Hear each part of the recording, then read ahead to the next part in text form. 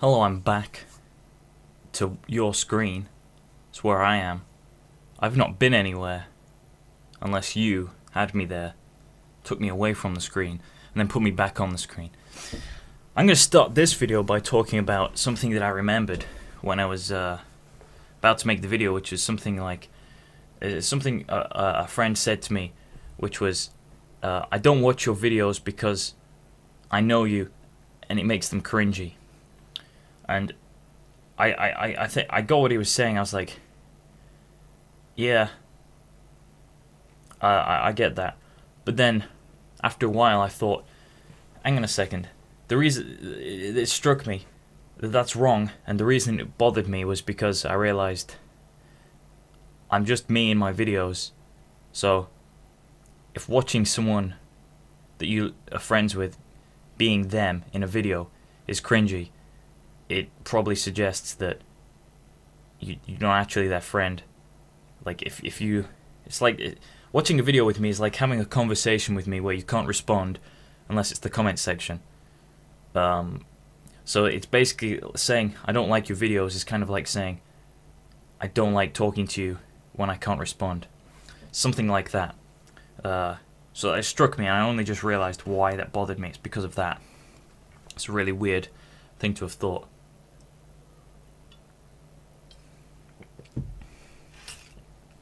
But yeah, so going back to like the Jordan Peterson thing, 12 rules for life.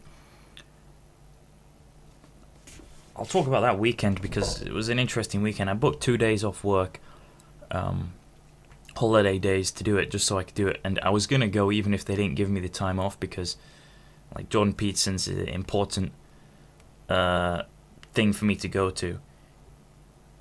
So I booked tickets where I had to wake up at 7:30 in the morning on the 15th, and then get on a coach at 8:30 in the morning, go all the way to London and arrive there for about 3 o'clock in the afternoon, then wait around in London.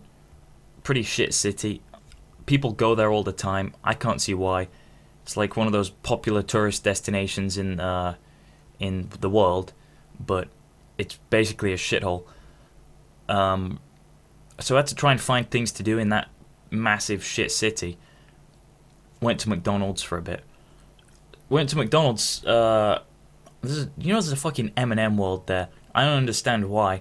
I know people like M&Ms, but I didn't just never imagined that they would build an entire 4-story building with huge floors just in commemoration of a little chocolate sweet thing. But whatever, we waited until like 8 o'clock or 7 o'clock in the evening, watched Jordan Peterson's talk, which was like an hour and a half long, and then went back to walking around London. Didn't book a hotel because I was trying to save money. I thought, you know what, hotels in London are going to be fucking expensive. So we can just stay up all night, go to a McDonald's, have some coffees, maybe sleep a bit on the benches if there are no security guards watching us, or just sleep in turns, take it in turns, because I was there with two friends. I shouldn't eat while I'm doing a video, but I'm hungry. I'll just leave it till afterwards. The thing is, though, McDonald's, after the show finished at like 8-9 o'clock, we just walked around London. It was very nice looking at the old architecture and all the statues and monuments and whatever the fucking people replicas are called, because they're not statues. They've got a word for them. They're not monuments. They're whatever the fuck they're called. I forgot. They're like the bronze metal sculptures. They're not sculptures. Whatever they are. Those are all nice around in London. But the McDonald's that I wanted to go to, and just like all the rest of the McDonald's that we saw, they're not open 24/7. They were closed between midnight and 5 a.m. So we walked around. It started getting really cold, because it's a cold country and all of that, and it's the cold time of the year. we just went. The only place we could sit was like inside the bus station, which wasn't really inside because there was just wind going through it, but it was at least sheltered more than most places were. I had to just sit there for like 4 hours because we finished walking at 1 a.m. because we were just like fed up of walking around, being cold and really tired. Sat in a bus station for 4 hours until McDonald's opened. Went back to McDonald's, sat there for a few hours. Got some food. I'm never going to eat at McDonald's ever again after that. I spent about £30 on a McDonald's just because we spent most of our time in London in a McDonald's. Probably not a great idea to do if you go to such a popular tourist city destination, but still. We went to see stuff like a lake and the River Thames. Saw the old cathedrals and churches and stuff, which pretty cool, impressive architecture. The giant clock with the Big Ben and that sort of thing. But I don't really care about that. It's like, it's impressive stuff. It's inspiring. It's all of that. Oh, we went to art museum as well. The art gallery, the free one where they have those rare old paintings. Not that impressive either, because it's like I can just go see all of those on Google. The only things that were impressive to me that I didn't realize were the frames of those things, like the people hand carved wooden frames for these paintings. It's pretty cool. But yeah, after McDonald's I went to a little coffee shop cafe thing and slept on the chairs in there. Sat there for about 5 or 6 hours charging our phones. And then went on the coach all the way back. It was snowing and raining, so we didn't get back until about 9 o'clock, 9 in the evening. So I was out of the house from 7 a.m. one day till 9 o'clock the next day without being able to lay down, get changed, have a shower, or do anything like that. So overall, that was not a fun experience. It was worth it to see Jordan Peterson, but then it made me really think it's kind of like it's a very religious kind of cultish thing to do, to subject yourself to that much unnecessary shitness just to hear somebody speak in person when I could easily have just watched that talk online. I realized, it's probably cultish to have gone to do that, but I don't know. It was a good opportunity because I've watched all of Peterson's, not all of them, but as many as I have been able to find. Watched all of his talks online. Figured, yeah, it'll be worth going to see him in person. So that's why I did it. Really wanted to do it, and I'm glad I did. But like I say, if you're gonna go to somewhere, you need to book a hotel room because staying awake all night isn't fun. If there's literally nowhere indoors that you can be. If we could have been indoors the whole night, I wouldn't have minded. But nothing's open, like after midnight in London, for some reason. Nothing that I could find without looking in advance. I didn't find anything. Didn't really want to go asking strangers, hey, do you know anywhere that's open until the early morning? I did ask a couple of people that we bumped into. Oh, here's a funny story. I mean, this is not funny if you're familiar with this kind of experience, but as I was walking around in the middle of the night, there's homeless person coming with a cup and saying, "Oh, have you got any change? I'm so hungry. I'm starving. I really need some money to get some food." I was like, "I don't have any money, but you can have some bread if you want," because I had bread in my bag. He's like, "No thanks," and then walked on. It's like, well, you just told me you're starving, but you pass on some bread. Unless he's a celiac where he can't eat wheat or something, it's like you have no valid reason to refuse free food if you're gonna say you're starving, and then just turn your nose up at the fact that I offered you some bread. It just goes to show you, I mean, it's obvious homeless people, they just want drug money, but offering somebody bread and then being so blatant about it after you just said, "I want money for food." Well, skip the money part. I'll give you some food. Like, I don't want food. I just want money to buy drugs. It's retarded. It's like, this is why I think that it should be legal. You know, it's legal to kill rats because they're vermin. It's legal to kill pigeons because they're vermin. Homeless people, like homeless drug addicts, like they go up there on that list of vermin. I don't see why not. Okay, sure, they're humans. They've got their human rights, but that attitude of a person where that attitude is disgusting. I think it's beyond help, really. Just saying. Plus, maybe if homeless people were afraid of getting shot or stabbed, then it would motivate them to be less useless and less degenerate in the world, I suppose. But hey, that was just a joke. I'm not saying that homeless people are scum or anything. I mean, well, I'm saying they're scum. I'm not saying you should be able to just go killing them. I'm not comparing them to vermin. Because vermin use less of our resources, let's be honest. Vermin are actually better than homeless people. Think about that for a while. Might sound heartless, but I'm not talking about involuntarily homeless people who otherwise decent, hardworking people who really care and really trying to get back on their feet. I'm talking about beggars who are choosers. Like, you ever heard the term beggars can't be choosers? Well, I met a beggar who was a chooser. So those are the kind of people that just kind of suck. And just because someone sucks doesn't mean you should try and eradicate them or kill them. I understand that. There are peaceful solutions in all of this. Yeah, he didn't want help. The first thing to know about help and wanting to change things is you need to be able to... You can't help someone who doesn't want help. That makes sense. And you can't change the world without... Well, you can't fix the world without fixing yourself first. Those are two very important things to understand and to know. I know those things, and I think that's in part why I haven't been able to help myself so far, is because I don't want help. I want a simple solution to the problems that cause suffering in life, but I don't want to help myself to get there because it takes a lot of effort. I'm very lazy. I just want a fix. I don't want to help myself. Kind of sucks, but I realized that eventually.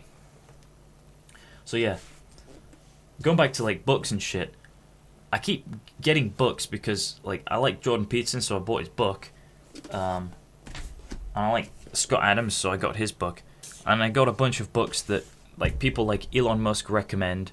Like they're on my one of them there on my shelf. Superintelligence, the book about AI, and a lot of the books that Jordan Peterson recommends as well. But I've read only a quarter of Superintelligence, like the first 25% of the book I read, and I only read half of Crime and Punishment, the Dostoevsky book that Jordan Peterson always goes on about. And it just made me realize, like, yeah, that's how lazy I am. I won't even read books that are recommended by people because it's like I just can't be bothered to sit there and read for that long. Also, it takes me a great deal of meditation to be able to read. At any point, if I got a call on my phone, I just would not be able to get back into the book. And for books that are quite long, you can't read them in one sitting. So it's a very big mental task on your random access memory of your brain. Just not willing to put the effort into that. Listen to audiobooks though, that's fine. Text-to-speech books. That's how I listened to this, text-to-speech. I bought the book and then didn't even fucking read it. I just listened to a text-to-speech robot synthesized voice on my phone. That just sounded like that and made me realize, yeah, I'm not improving myself. So, go back to Hull, Kingston upon Hull, shit city. But it's very cheap. Especially compared to London. Like, being in London, you notice everything's really big, really expensive, and very pointless. But even not being in London, you'll think Hull's quite a cheap city. Like, drinks, like a double rum and coke in a club here. Well, one club that I go, a couple of clubs I go to, costs £2. So by comparison, if you get it from a bar, that usually costs about £4 to £5. If you get it from a club or somewhere, it can cost like in other cities that I've been to, that can cost between £6 to £8 for a double rum and coke, or double mixer and spirit, basically. And that's the price I go by, the metric that I go by, or Jaeger bombs. Like, how expensive is a Jaeger bomb? If it's like £2, that's about as cheap as they get in Hull, in Spider's nightclub. And then everywhere else, you have like these stupid deals where it's like 4 for £10, whereas here you would get 5 for £10. Jaeger bombs is the bad one because those obviously they make a lot of profit on those. Jaeger bombs here they don't use Red Bull for though, so that does make a difference. What I was saying though is that for the double rum and coke costing £2 versus in Nottingham paying up to like £8 for one, it makes you think I can get 4 for that price. Why not just do all of that here? And you have to in Hull. You have to be drunk or high. You can't be sober in this city for very long at least. Like I have to be sober when I'm at work. I haven't tried going in on anything, but I realised now why this city is so full of drug use. It's because nobody has the will to live. And the people who do are just lying to themselves about it. They're really angry, bitter people. I mean, so am I, to some extent. I mean, I accept the world for the way it is. Zen philosophy. What is. If you can't change it, don't get stressed out about it. I mean, there's a limit to stuff you can accept. I mean, and there's a limit to what you can do stuff about. You can't. You can say like, oh well, just forget about this one thing. Like, life's always gonna be this way, and there's nothing I can do about it. Like, maybe there is something you can do about it. You just haven't tried hard enough. But the majority of the time, you can't do things about. Don't bother. Especially stuff in the past. You can't do anything about the past. That's something definitely worth letting go of. You can use the past to kind of think, well, if this happened and this happened, that means this. You can work some kind of conclusion out of past events by thinking about them, and then using that information to extract a way of being in the future. But beyond that, think about the past and having regrets and wishful thinking about the past, it's useless. Same for the future. Overthinking the future and overthinking the past, just they go hand in hand in big ways of wasting a lot of your time. So when it comes to that, I'm pretty set on that. What was I saying? Something about Hull being shit. A shit city to be in, and how people are. Oh yeah, I was saying, I'm not too bothered about the fact that it's shit because I came to peace with that. But then I realized why. Like, it surprised me, especially like younger people. Like the fact that people here are like 14, 15, probably younger, mostly older, doing drugs and going out to nightclubs. Like, most of the people that you'll see in clubs here, not most of them, but you see a surprising number of people who are 17 getting into clubs when you need to be 18 to get into a club. You also see even more surprising number, not more people, but just an equally surprising figure of people who are actually 16 and still get into clubs. It's actually ridiculous, in my opinion, but hey, the law has never really stopped me from doing stuff that I want to do. So I'm not criticizing the law, I'm criticizing the fact that 16-year-old kids and 17-year-old kids even want to be doing drugs and going to clubs. Because when I was 16 and 17, I just absolutely didn't even think about doing that. I still cannot understand why people. Oh no, I could not understand why people would do that. It's like, until I got to a situation in life where I realized drinking, and I'll just leave it at drinking. drinking really helps you just forget about your problems and feel good for a short period of time. So I think, oh yeah, I understand why people do it now. But I understand why people, like, older people do it. Like, people in their 30s, 40s, and 50s, I understand why they might drink. I don't understand what problems anyone who's 16 has that they really just need to intoxicate themselves to cope with life. Like, okay, all problems are relative, but still, anything you do at 16 can be offset by, like, playing video games or listening to music. You don't really need drugs and alcohol at that age to cope with things. When I was up until now, I was satisfied with like just playing video games. So I started work. Work is one thing that will definitely get you to be stressed out enough or tired enough that you don't have enough time to do anything you enjoy doing, but you have to keep doing the work that you do, so you're just tired all the time. Hate waking up, hate being alive most of the time. You get a short release when you do go out. That can be fun. I'm watching a fly because it's pissing me off. I thought those things were dead during the winter, but apparently not. It's just fucking there, flying around. A little fucking shit-spreading cunt. I hate flies. Oh yeah, flies are like homeless people, but at least, I don't know. Fuck this fucking fly, it's annoying me. This video went nowhere. I wanted to talk about other things. But, yeah, mostly saying that anytime I ever criticized people for running away from their problems and instead of trying to solve them, I realized that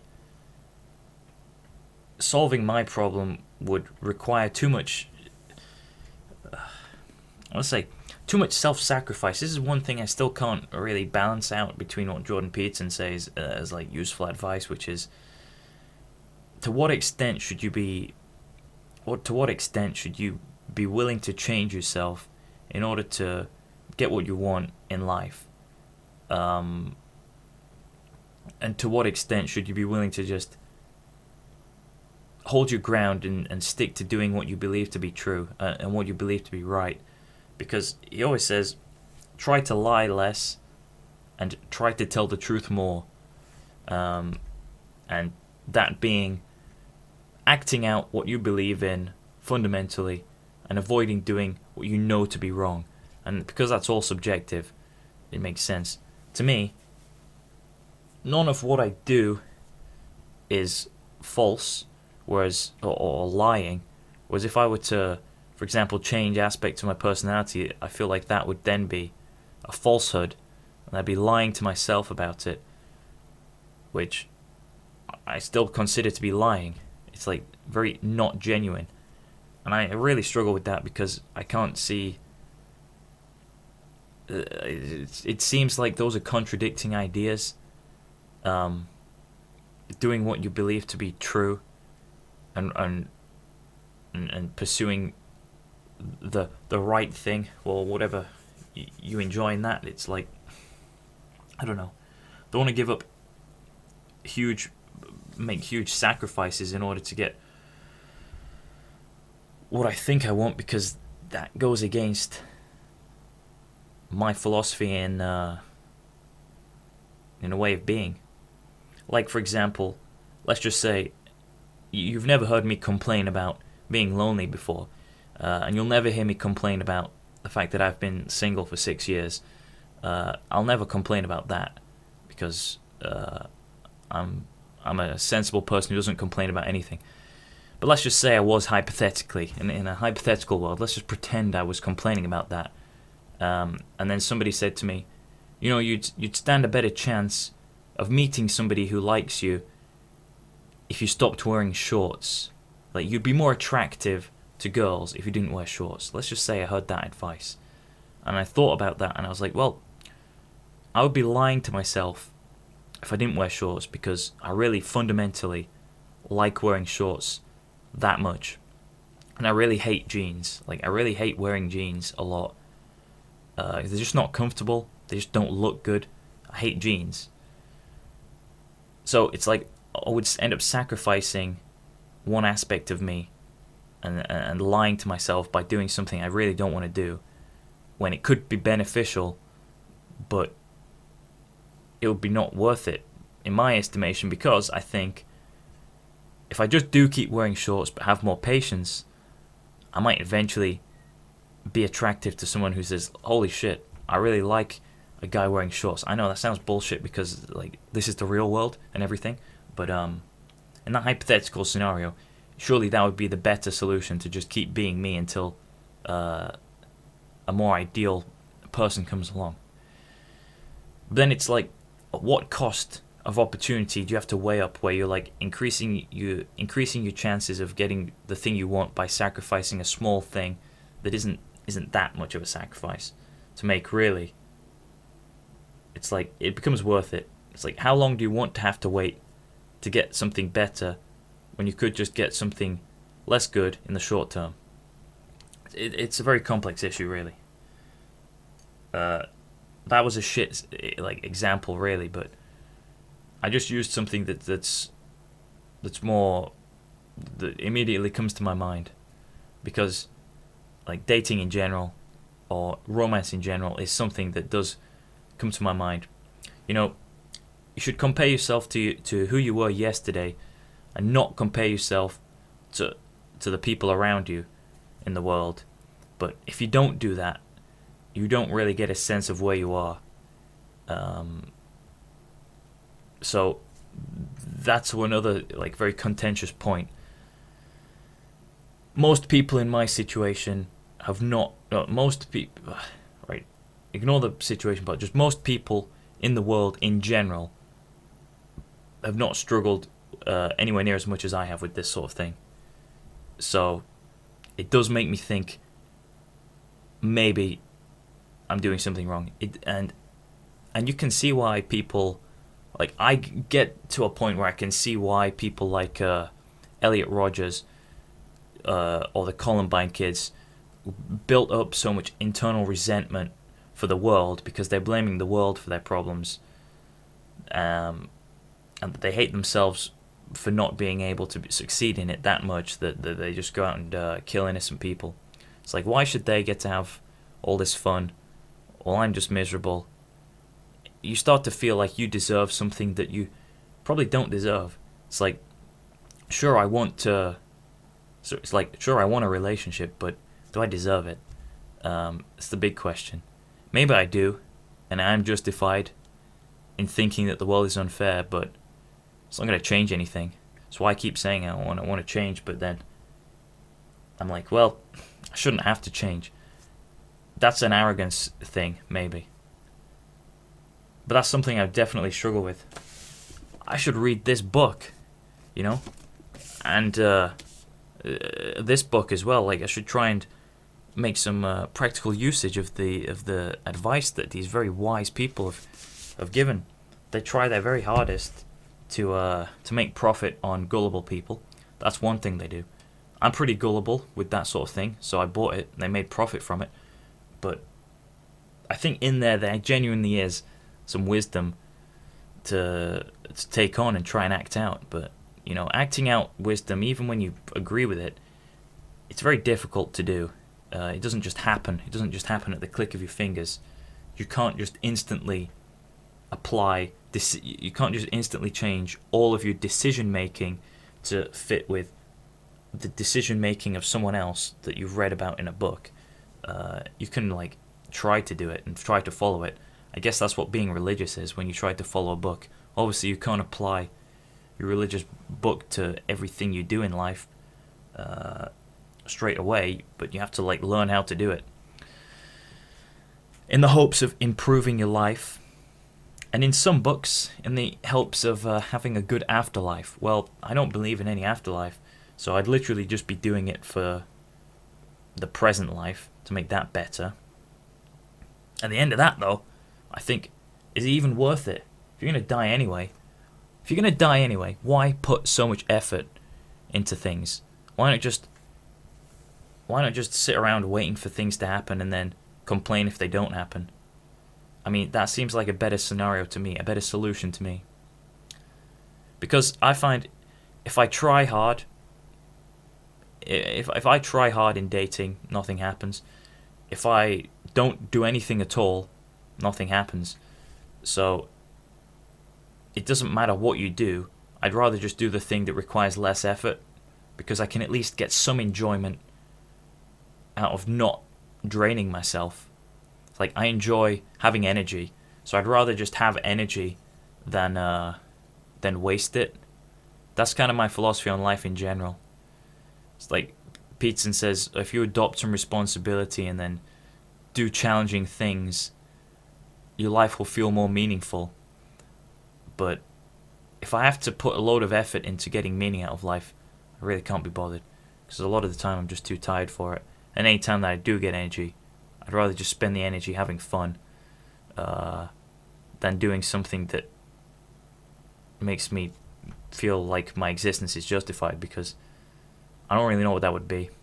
I haven't worked it out yet. I haven't tried doing it. I've definitely tried doing more things. Hanging out with people, socializing, and having good friends, that makes me feel like life is worth living. So I'm going to stick to trying to do more of that. But this fucking fly just went past my pizza, and I still haven't eaten that yet. It's been like fucking half an hour. It's gone cold. Yeah, I'm going to end the video so I can eat my pizza, but you get what I'm saying. Like, the threshold between putting in effort just so your life feels more justified versus just fucking enjoying life while you have it, it's weird, because on the one hand you say, like, nothing matters at all, whatever, you're going to die anyway, the universe is going to disappear at some point anyway, so there'll never be any memory of you at some point. Nothing you will do, or nothing you'll ever do, nothing you've ever done has any relevance whatsoever, other than to your own personal experience in the present. So why not just fully enjoy yourself in the present, or why not just kill yourself so you don't have to suffer? But it's like, curiosity gets the best of me, and I think I'd rather stick around and see what happens in the future, because it could be alright, and then I stick around to see what could happen in the future. But beyond that, I still fundamentally believe life is completely meaningless. We're all just matter and energy, and that doesn't mean anything. So there's no point there's no point investing so heavily into your existence. If you get competitive and say, like, well, look at this, like, Elon Musk guy, he's doing something pretty impressive, it's like, I'll give that a go, just to compete with it. Or if someone challenges you to a game and you compete with them and you enjoy winning at the game, or you enjoy competing, it's like, I'll still do that, but at any point where that becomes too much effort, then it's no longer fun. What are you doing? You're wasting your life. That's what I feel. I feel like putting effort in is a waste of life. That's a bad philosophy to have, and maybe I can try and adjust it, but I don't see it bringing any less suffering. I mean, it's supposed to, and I haven't really tried it that much, but anytime I have put effort into stuff, it's just made me feel like it's just made me feel resentful for the fact that putting effort into things doesn't help. Like, try writing a book, or you try actually doing something about your situation, and if it doesn't improve, then you just feel like you've wasted time that you could have spent pursuing, like, short-term enjoyable things like playing video games or masturbating, for example. It's like, yeah, that's not productive long-term, it's not even fun long-term, but it's fun enough short-term, right, to do that stuff. That's my, like, boiled down, half sarcastic opinion on that, but it's like, it's not what I agree with, it's what I believe. Peterson says you can tell if you believe something because it's what you act out. And you can agree completely with somebody's stance on something.